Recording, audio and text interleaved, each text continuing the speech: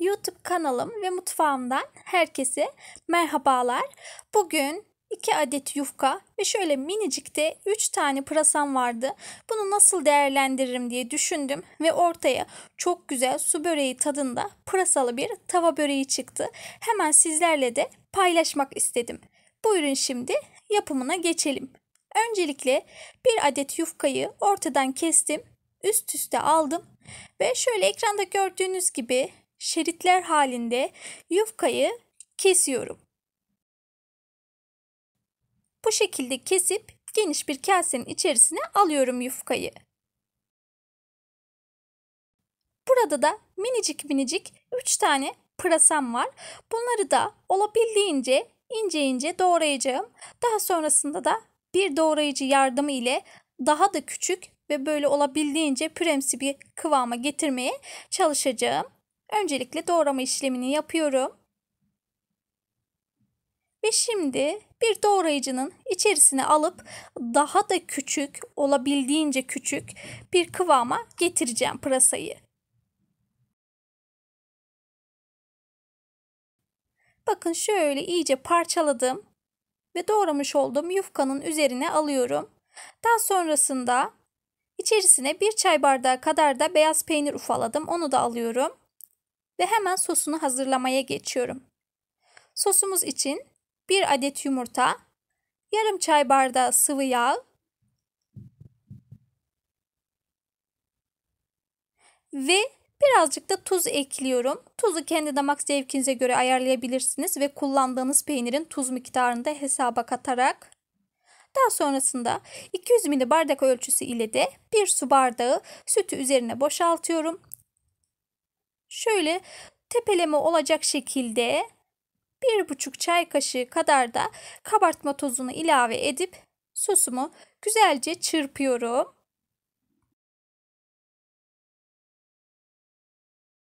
Az önceki hazırlamış olduğum yufka, pırasa ve peynir karışımının üzerine hazırlamış olduğum sostan da gezdiriyorum ve çok az bir miktar sostan ayırıyorum. Şimdi bu karışımı güzelce karıştıracağım. Sosun her tarafa değmesi gerekiyor ve bütün malzemelerin güzelce karışıp birbiriyle özdeşmesi gerekiyor. İyice karıştırdım tüm malzemeleri. Şimdi orta boy bir yanmaz, yapışmaz tavayı aldım ve içerisine 2 yemek kaşığı kadar sıvı yağını ekledim ve tavanın hiç boşluk kalmayacak şekilde kıyısını, köşesini, her tarafını güzelce yağlıyorum. Bu işlemi mutlaka iyi yapalım ki böreğimiz tavaya yapışmasın. Ve bu tür tariflerde yine belirtiyorum. Diğer tariflerimde de özellikle vurguluyorum. Yapışmayan bir tava kullanmanız gerekiyor. Aksi takdirde böreğinizi çevirirken veya bu tür kahvaltılıklar hazırlarken yapışma olabilir. Daha sonrasında benim tarifim neden tavadan düşmedi, işte tavaya yapıştı vesaire gibi yorumlar söz konusu olabiliyor. Bir yufkayı tavanın içerisine güzelce serdim ve ayırmış olduğum sostan da yüzeyine gezdirdim. Daha sonrasında yufkanın üzerine hazırlamış olduğumuz pırasalı karışımı boşaltıyorum. Hepsini aldım içerisine ve güzelce tavanın her tarafına yayacağım ve üzerini düzleştireceğim.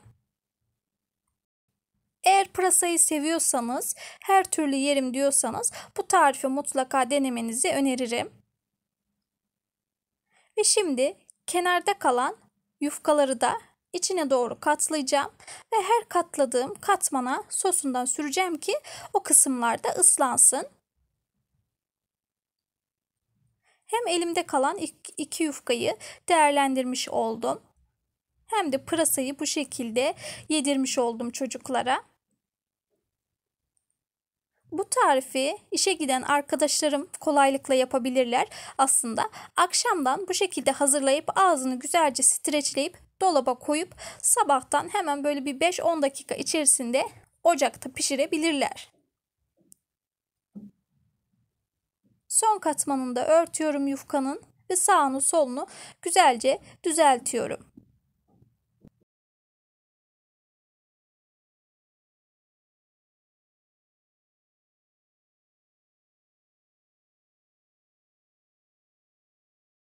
Kalan sostan birkaç kaşık daha etrafına gezdirip kaşık ile her tarafına süreceğim.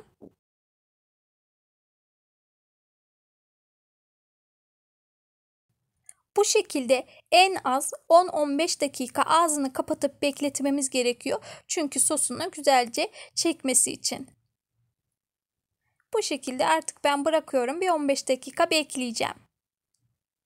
Daha sonrasında ocağımın büyük gözünü en kısık ayarında açtım. Tavayı ocağa aldım. Ağzını kapatıp tavayı sabit tutmayalım ocağın üzerinde. Ara sıra sağa sola kaydıralım ki her tarafı eşit kızartmaya çalışalım.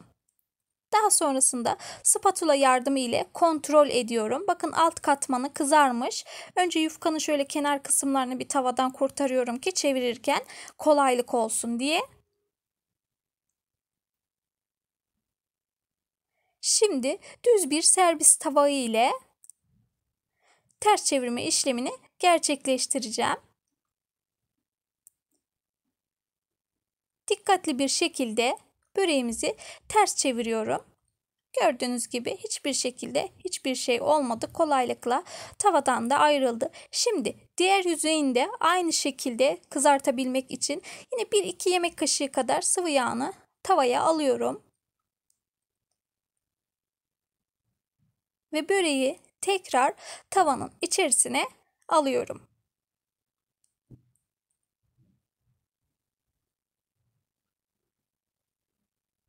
Şimdi sağını solunu düzeltip tekrar kapağını kapatacağım ve alt katmanının da yüzeyi gibi güzelce kızarmasını bekleyeceğim. Söylediğim gibi tavayı sabit tutmayalım. Ara sıra sağa sola kaydıralım ki her tarafı kızarsın.